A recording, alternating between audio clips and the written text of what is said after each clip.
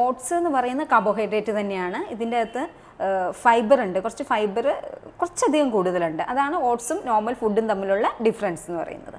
എല്ലാത്തിനും നമ്മുടെ പല ആൾക്കാർക്ക് ഓട്സ് ആണ് ഒരു solution. Oats smoothie, oats upma എല്ലാം ഓട്സ് ബേസ് ആണ്. അപ്പം ഞാൻ പറഞ്ഞല്ലോ ഇത്തിരി ഫൈബർ കൂടുതലുണ്ട്. അപ്പം നമ്മൾ നോർമൽ ഒരു ഫുഡ് കഴിക്കുകയാണെങ്കിലും ഓട്സും നമ്മുടെ അവലൊക്കെ നമുക്ക് കമ്പയർ ചെയ്യാൻ പറ്റുന്നതാണ്. അവലാകുമ്പോൾ കുറച്ചും കൂടെ അയൺ റിച്ച് ആണ്. അപ്പം നമുക്ക് ഈ വേറെ എന്ത് ഭക്ഷണമാണെങ്കിൽ തന്നെ അതിൻ്റെ അകത്ത് ഫൈബർ കുറച്ചും കൂടി ആഡ് ചെയ്ത് കഴിഞ്ഞിട്ടുണ്ടെങ്കിൽ ഓട്സായി. അപ്പം ഞാൻ പറഞ്ഞു നമ്മുടെ ഭക്ഷണത്തിൽ നമുക്ക് കാർബോഹൈഡ്രേറ്റ് വേണം, പ്രോട്ടീൻ വേണം, ഫാറ്റ് വേണം, വൈറ്റമിൻസ് വേണം, മിനറൽസ് വേണം, എല്ലാം വേണം. നമ്മൾ ഈ ഓട്സ് കഴിക്കുമ്പോൾ മെയിനായിട്ട് നമുക്ക് കാർബോഹൈഡ്രേറ്റ് മാത്രമേ കിട്ടുന്നുള്ളൂ.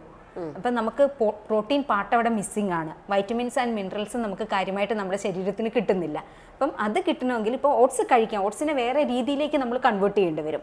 ഓട്സ് ഉപ്മാവോ അങ്ങനെ എന്തെങ്കിലും, അതിൻ്റെ അകത്ത് കുറച്ച് കടലയോ അങ്ങനെ എന്തെങ്കിലും ചേർത്ത് വെജിറ്റബിൾസ് ഒക്കെ മിക്സ് ചെയ്ത് എങ്കിൽ അതൊരു ഹെൽത്തി ഫുഡാണ്. അല്ലാതെ ഓട്സ് മാത്രം കുറുക്കി കഴിക്കുന്നത് ഹെൽത്തി അല്ല.